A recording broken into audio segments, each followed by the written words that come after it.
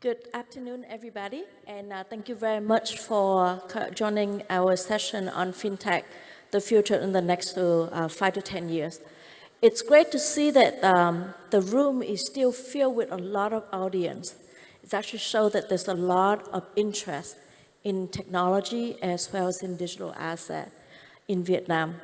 As our MC have introduced, today we have Giang, who's founder of DNSC, an enabled online security company.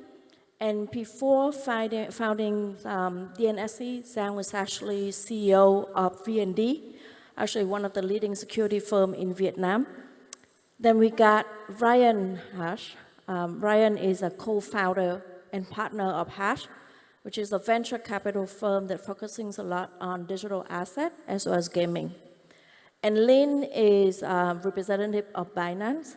And last, we have Lan Chi, who's a CEO of ZaloPay. So it's a pleasure to have you all on this panel. And I think if we look at the fintech market globally, it's probably at the end of 2023, it's probably about $310 billion US. And this has been growing and enabled by a lot of the adoptions in financial solution, as well as also in digital asset. And analysts have actually estimated that for the next 5 to 10 years, probably going to be growing at between 25 to 30% annually. Because of the increasing AI and machine learning, as well as AI adoption, and also increase of accessibility across border. And I think in Vietnam, because the government's initiative as well as strategies to focusing a lot more on technology driven, and we have seen that the society is becoming a lot more cashless society. The technology sector has actually been increasing quite significantly, especially in the financial sector side. Just with Giang and Chi, who's actually been running security firm and payment firm financial services in Vietnam, want to hear your thought and what do you see the current stages of the fintech in Vietnam, and where do you see the challenge or the opportunities going forward? So the current state of fintech, I think, is a question. So I was trained as a computer engineering and then worked in financial industry since I graduated, so 16 years ago. So what I see in the current state of fintech in Vietnam is, I think Vietnam is a very fast adoption population that actually like new things and want to try new things, which is very supportive for anything that we call financial technology. What I see is that right now everybody kind of do everything in QR payment, which is a first step, but in terms of investment or like owning an asset is digitized, which is the next step. It's coming very soon, which is why this conference happened. So what I think is the business community, which is the company like ourselves, which is we run DNSC, which is an online security firm, which is licensing by the SSC. So I think the company and the business community is actually going and growing at a faster pace than what is the legal framework allow us. And one of the main reasons after COVID, we see about 5 times grow in terms of the investor account to the population, is that because they cannot come to the location branch, so we do eKYC, and everybody start doing eKYC, which is a very good thing, very convenient for the user, but there is actually no really a good framework or like legal framework for eKYC in Vietnam. So only the banking industry have the eKYC.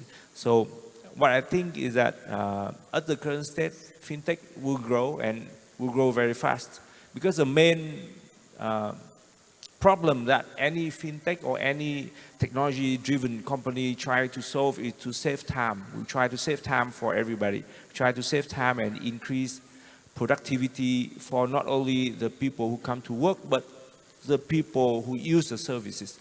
We don't want to spend too much time on anything, so we can, use our time for joy, for friends, for family.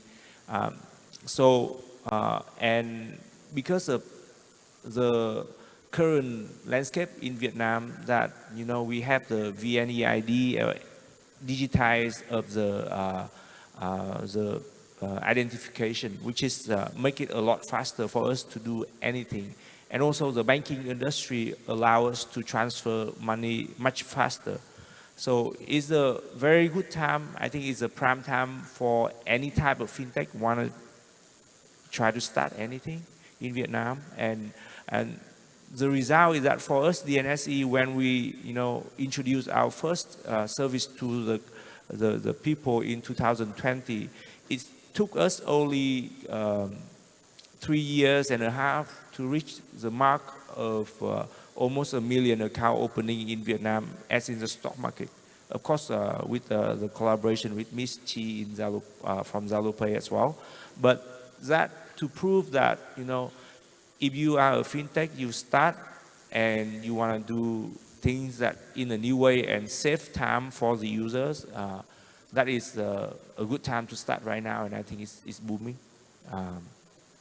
And we wish that the government body, SSC, and anybody from the government that will listen to the business community and provide a good framework for us to to actually do new things, create a good product for users, and make it more convenient for users to use financial services, which is, I think, is a good thing for Vietnam. Sure. I agree with Giang. I think on the payment side, with VietQR being the national QR standard, that actually has solved a lot of problems for ZaloPay in terms of resources. We don't have to have men on the ground going to put QR into stores, because we can tell our user, just if you see VietQR, just scan it with our app. Our focus is now on how to capture the opportunity with making financial service products more accessible to the mass.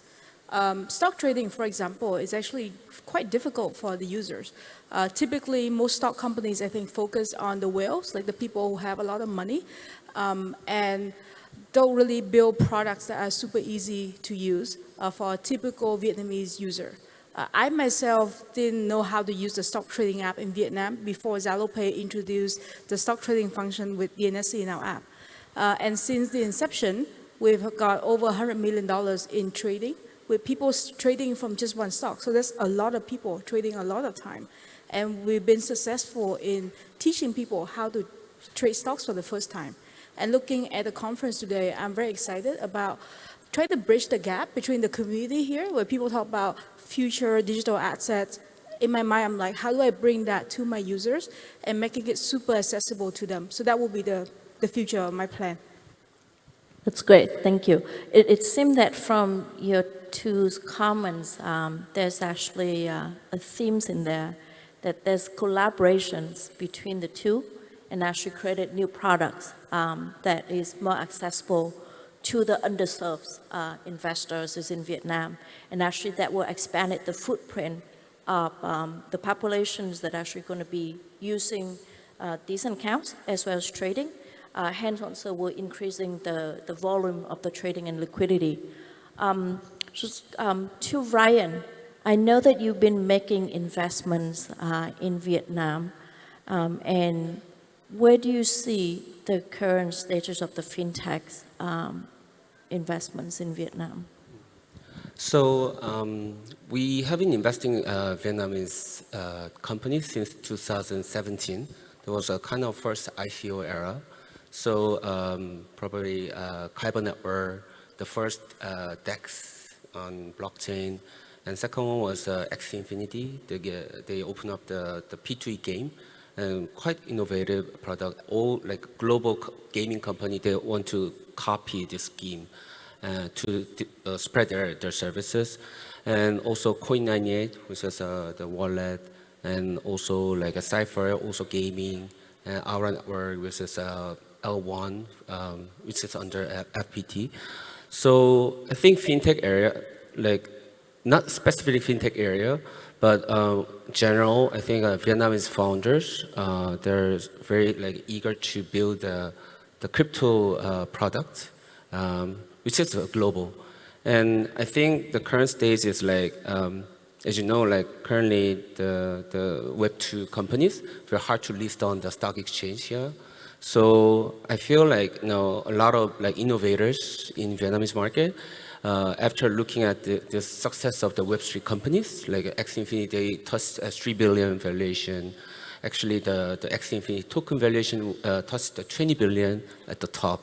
So I feel all the smart founders, they're jumping into Web3 industry. So specifically the fintech, I think if you think about the traditional fintech company, their base layer should be the banks network. But if you think like a bank's network, there's been 50 years or like more than 50 years. Like if you think about SWIFT, it's all about 100 years they exist. But blockchain technology is pretty new. They started like 15 years ago, 2008, and Ethereum started from 2013. So that means like bank industry, there's so many regulation, and there's a lot of limitation. For example, in Korea as well, like to get the bank license, it takes about 10 years or 20 years. Recently, they opened up some like a 2-3 internet bank, but still a lot of players, a lot of fintech players, they want to get a license there, but still stuck in the process. Also lending, like 10 years ago, so many P2P lending came out, but now in Korea, all failed. So there's very, very small room for a fintech company to make a profit. All profit goes to banks, but fintech company, very shallow layer they can make. But blockchain is like replacing bank network layer. So, and of course, you know, Bitcoin, Ethereum, a lot of L1 token, and like so many new assets are coming out. And on top of it, DeFi area or Binance, like a new fintech company, they're more like fintech on top of blockchain.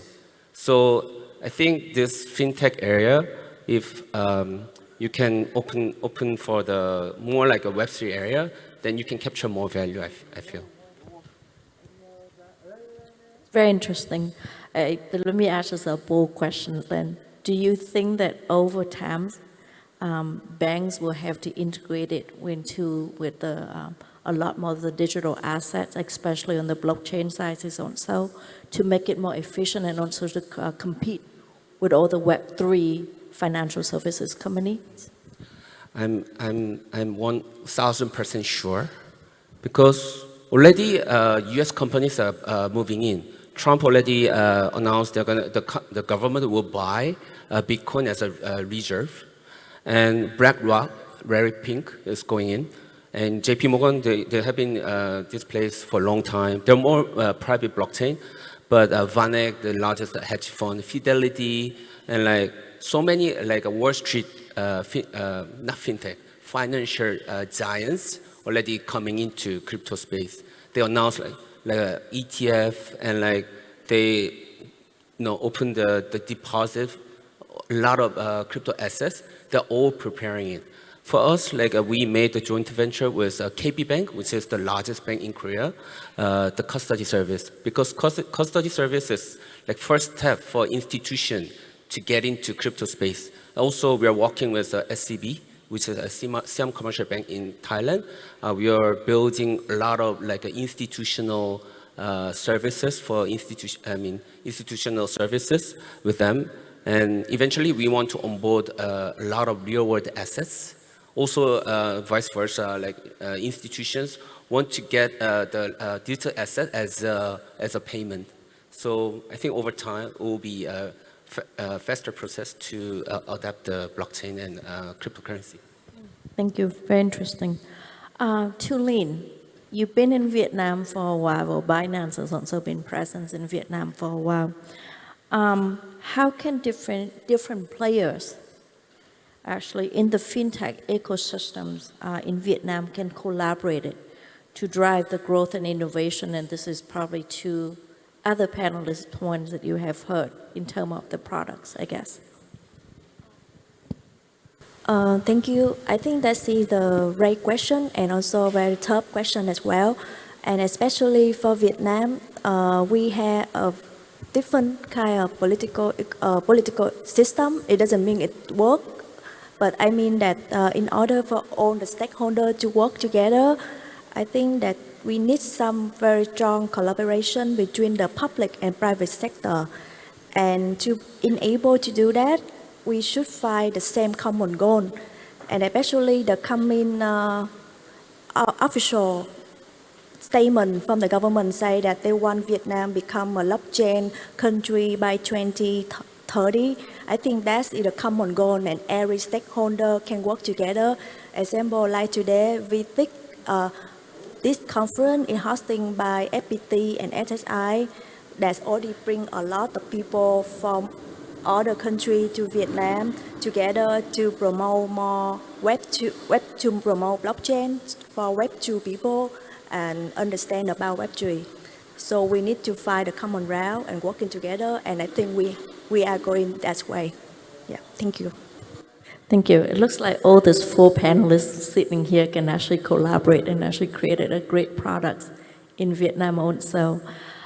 Just going back to Giang, since you're running a somewhat fintech, tech-enabled security firm, do you think with, Ryan's comment earlier a lot about the hybrid products and also with the collaborations of ZaloPay, where do you see the new products that DNSC can take to, and also where do you see the challenge in all of this?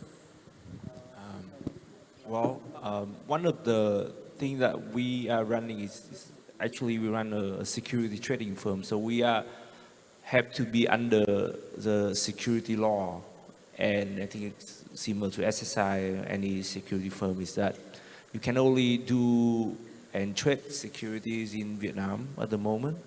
Why actually there's a lot other assets out there that we can work with, for example, Binance or other partner to bring to the investor.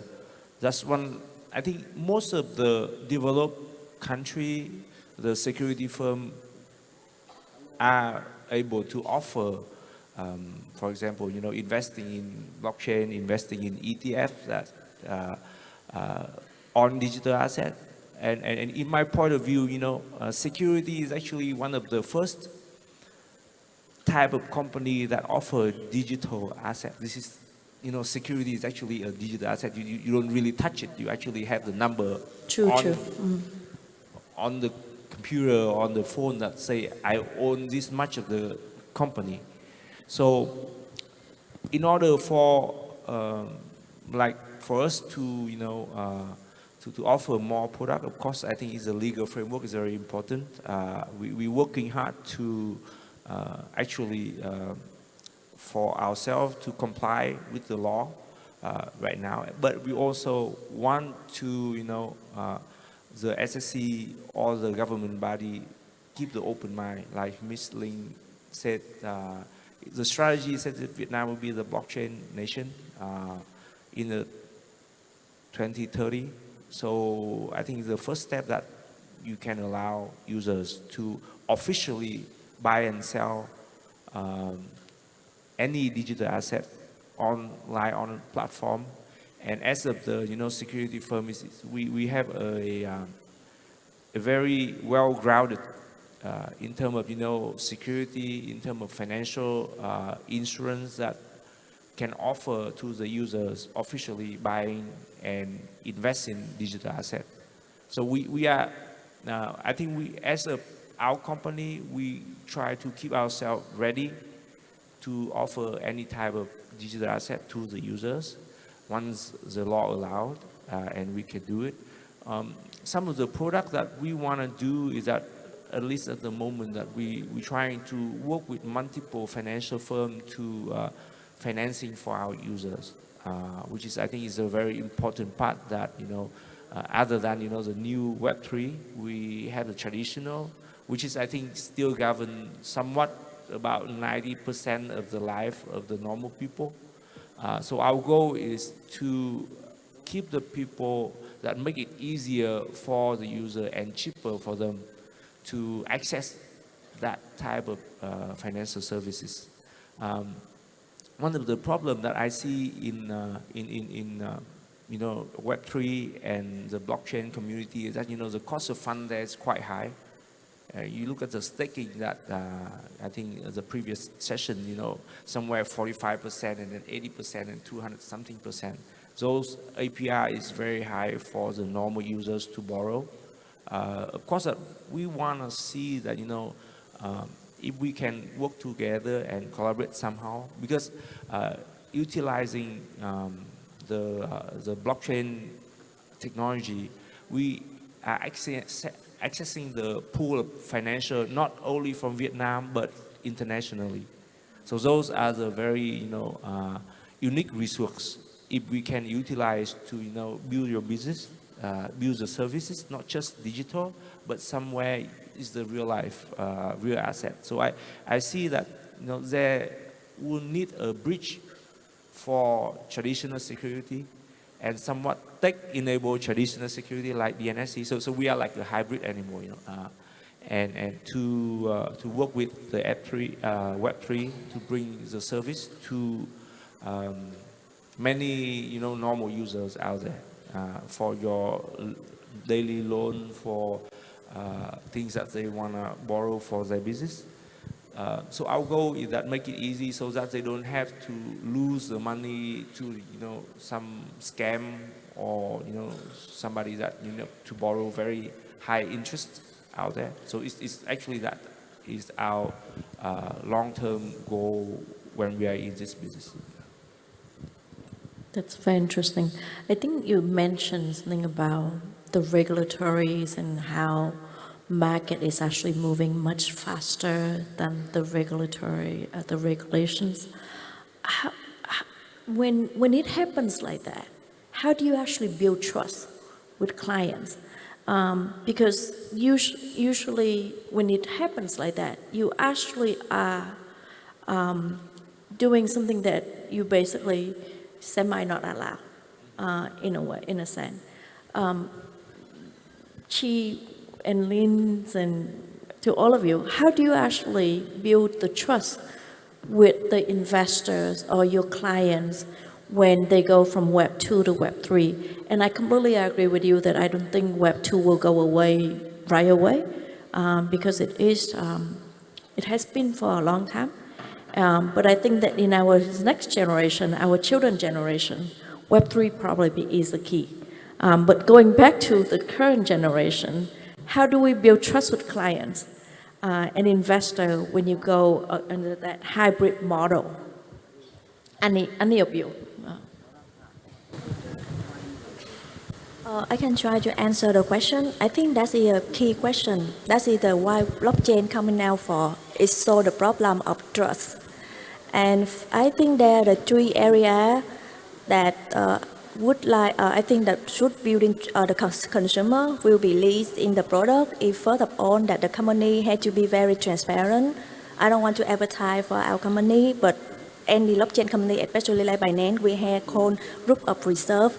That means when I put one Bitcoin in, it will be shown publicly by using the blockchain technology. You guys can Google it online. And number one, the company had to be transparency. Number two, I think education. Education is very, very important, especially that for the kind of emerging tech like AI and blockchain, the user, they will lack of knowledge. So education will be the key to give them the enough knowledge to not believe on something that scam or something like that. And at Binance, we also have Binance Academy, and we have been teaching more than 250 universities. And the last one, again, go back to the collaboration between multiple stakeholders, and without very clear regulatory framework, it's very difficult to build in trust. And this kind of event will be one of the key for that. Thanks. Well, we don't offer Web3 products yet because of regulation, but I can talk about how we can help your users to get trust in making payment on our platform or do stock trading. So I think the first one is start very small and start in a way that is very, very low risk for the users. So on the payment side, we said, if you don't want to link your bank accounts to ZaloPay, that's fine. We offer you different payment methods that you can transfer money from your bank app to us to make the first payment. So 40% of new users choose that route. And then, but almost all of them, after that first payment, they'll go and link the bank account.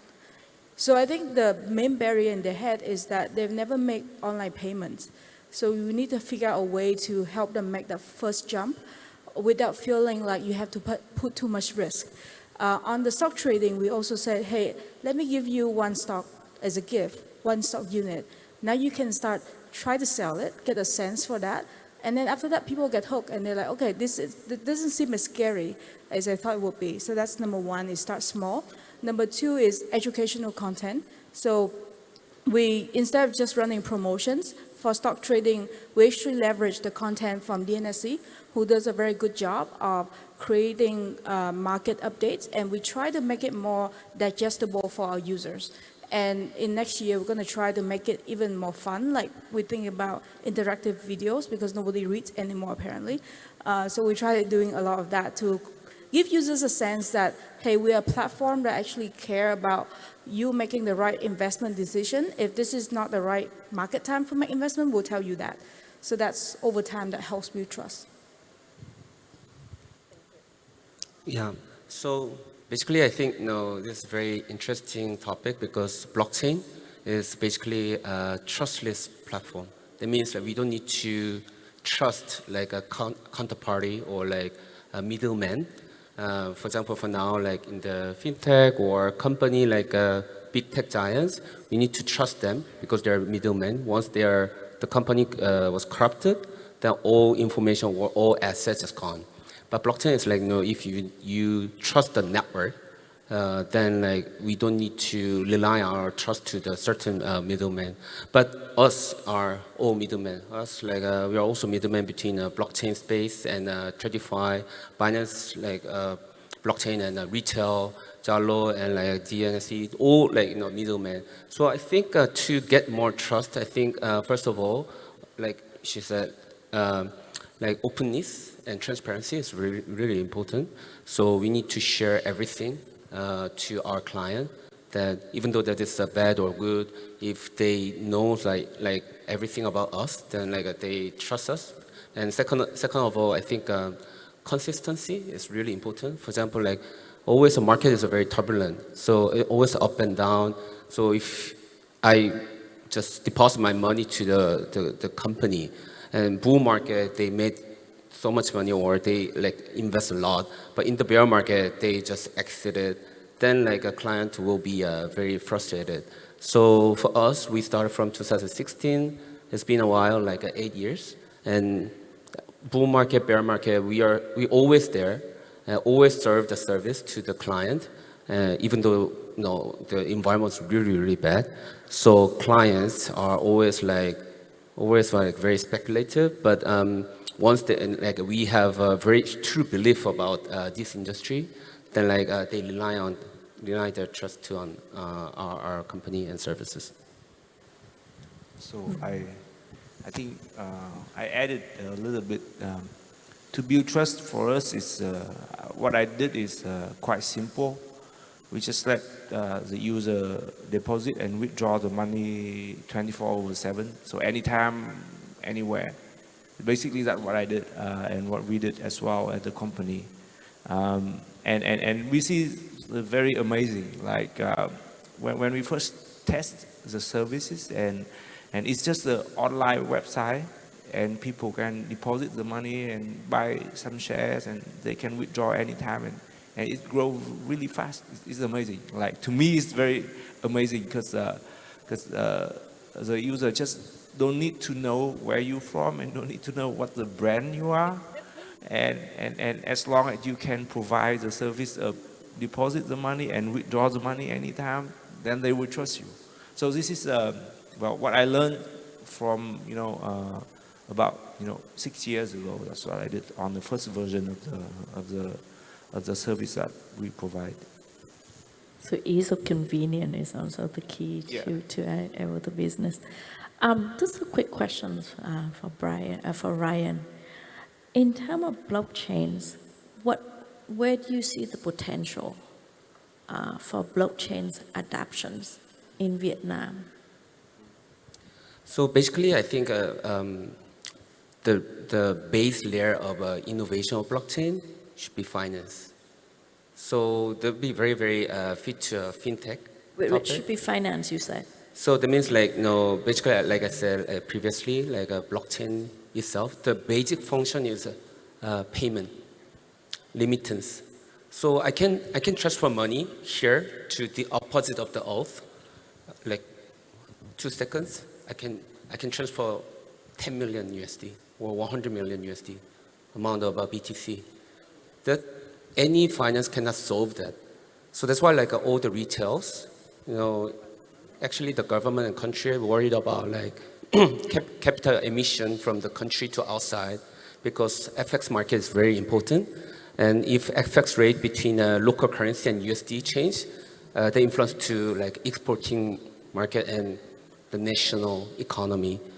But basically all the retail want to get out from this very strict economy control.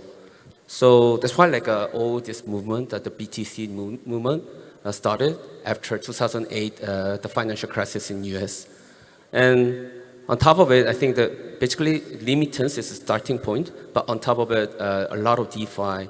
There's the crypto bank, the lending protocol, exchange, derivatives, and synthetic token. A lot of creative services came out.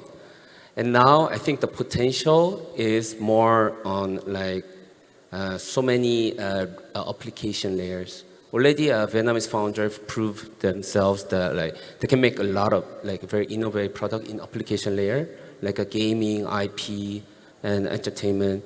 I think the key is real world asset also very, very interesting, because a lot of property or stock and US Treasury bills are coming into crypto. But our focus is more genuine digital asset. That means IP, because IP doesn't have a border. There's no nationality. Maybe Pikachu is Japanese, maybe, but genuine a digital asset doesn't have a nationality. And that is quite fit to a blockchain, because blockchain space is basically borderless.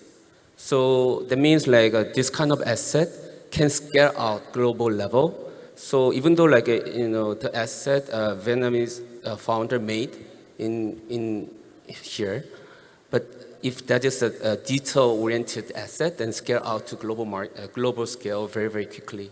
So I think more this kind of tries are coming out, and maybe I think a Vietnamese founder can have to focus on that. Do you want to add anything to it in terms of blockchains? Even Giang, I don't know whether you've been looking at it for your business or...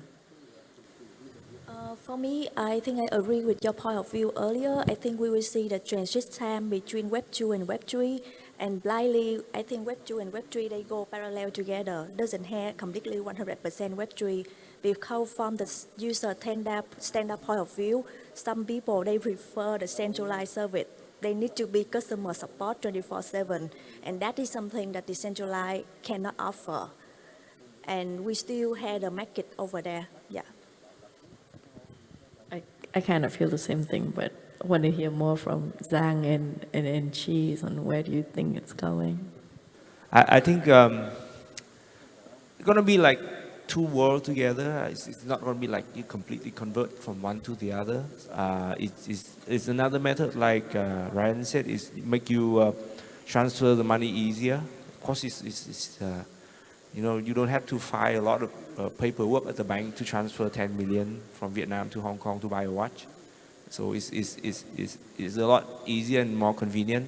So the question is that whether the business community or like us are ready to utilize those resources, because those are real money, right? You can transfer Bitcoin, and also there's a lot of scam as well.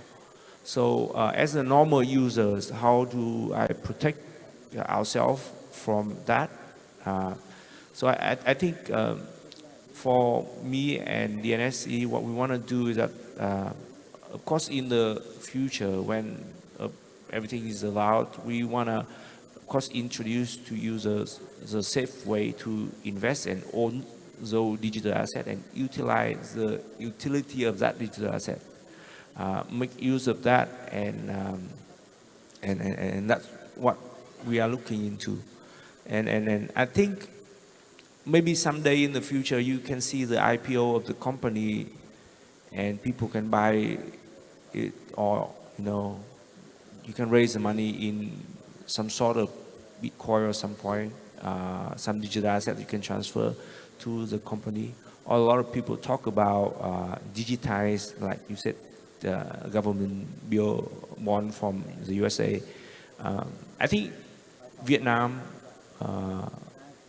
we can look into it as a mean of raising fund. Of course, what we can see now is a very expensive source of capital. But maybe somewhere in the future it can be cheaper, and it may be the chance for many of us, many of the fintech company or startup want to raise money. Of course, I see that many startup has already raised money from digital, from crypto, right? And also print a lot of like coin ICO to use that money, use that resource to build the services. I just want to see that more people to build good services and real services to the people from that resource. That's what I think. Yeah. I'm super excited about the application for cross-border payment, because I think now is the domain that's quite dominated for the user by card rails that charge quite a lot of money, and it's very costly for merchants in Vietnam to accept payment from tourists, for example. So we want to bring the cost down. We also want to make the speed go faster so that merchants can get settlement way quicker, like quite instantly you can get a payment, and enable merchants in Vietnam to sell services overseas and get a payment very cheap. So that's the dream. And on the financial service side, I think it will coexist. For our user, digital assets will be a part of their portfolio, and we have to figure out a way to smartly recommend and personalize that recommendation for them. I think that's actually very true. I don't think that digital assets going to be 100% in anyone's portfolio, especially at this current generation. But will be, I think, over time will be a portion of the asset allocations in the next few years. We probably are running out of time, but I have one last question for all the panelists. If you have a look out in the next 5 to 10 years, where do you envision Vietnam fintech landscape will be?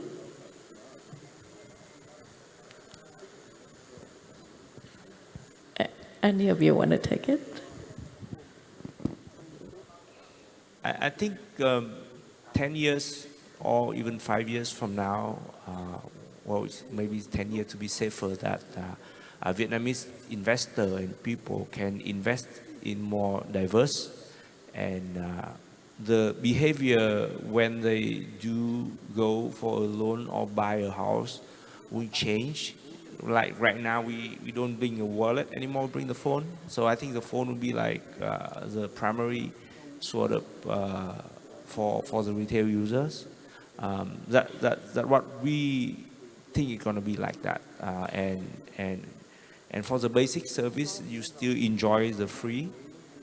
You don't have to pay a lot of money for that. But what we expect is that there's more and more services that can be accessible to the investor in Vietnam. You can buy bonds, digital bond, or even maybe ASEAN investment in cross-border investment.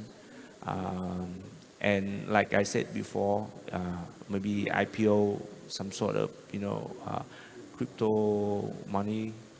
So you can actually looking for somebody from the USA or somewhere in the world that interested to invest in your company from that perspective. Because I think you owning an asset, but you also, as we live in the real world, you also need to invest in some way, or you can buy a house here in Vietnam. So I think that those 10 years from now, and we see a lot of utilization of AI. So we built our own AI and multi-agent model, so we can save time for the users to ask questions, to look for things, and research for what's good to invest and what good to do. So I think the two main things is the cross-border investment and utilize AI for what we could maybe using the Microsoft word is a co-pilot for you in the investment world. I think so. Yeah, I'm not Vietnamese, so maybe I'll It's share okay. You've been making a lot of investment in Vietnam. I'll share my thought. So basically, I think all countries have a mission that like all people to be rich.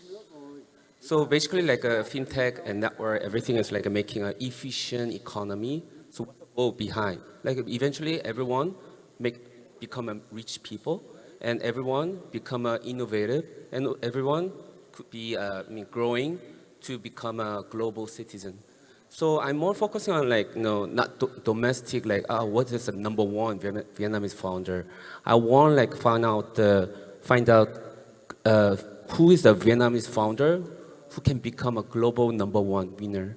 So I want to just support the kind of founders, and like I think all like fintech area have to support this founder. If you think about like Korea, Samsung Electronics like occupying like 50% of the GDP, like a profit of the whole exporting area.